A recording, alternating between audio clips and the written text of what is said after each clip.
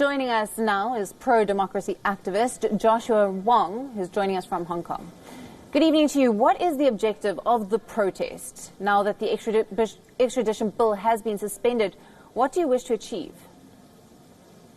The short-term objective is to terminate the extradition bill that still exists in the legislative program. And the long-term goal is to ask for free election. The leader of Hong Kong should be elected by Hong Kong people instead of appointed by Beijing. Who is leading these protests? Considering the crowds that you are able to gather, there must be some coordination somewhere? The movement is leaderless and faceless because once any politician lead the movement, that politician might be targeted, prosecuted, and jailed. That's why this movement have no leader. Now, China has said that by law it can intervene to quell these protests. How would you respond to this statement of intent by China? Hong Kong people have our determination and spirit continue the strike.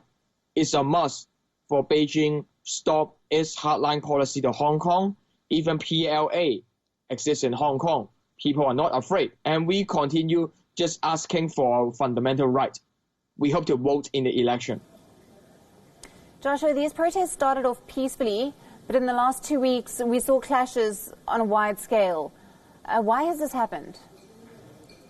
People still have the sympathy to protest her because police use the excessive weapon is far from people imagine. The bullets were shot, more than 100 bullets were fired by Hong Kong police to protester and even ordinary citizens. That's why when more than 100 bullets were used, people consider to use force. And I think instead of having clash between police and citizen, the only way out is government should bear the responsibility, let Hong Kong people to have free election, vote in the election. If one day Hong Kong have free election, not only protesters could vote, even those policemen could vote in the election. They could enjoy the right samely. By the year 2047, the one state, two systems compromise will come to an end, and then there'll be no more question of erosion of autonomy. Are you perhaps fighting a lost cause?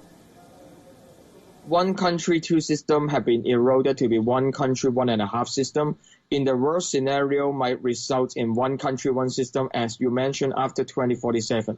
That's why political and economic status of Hong Kong should be determined by Hong Kong people instead of Beijing, and we hope to be the master of our own house.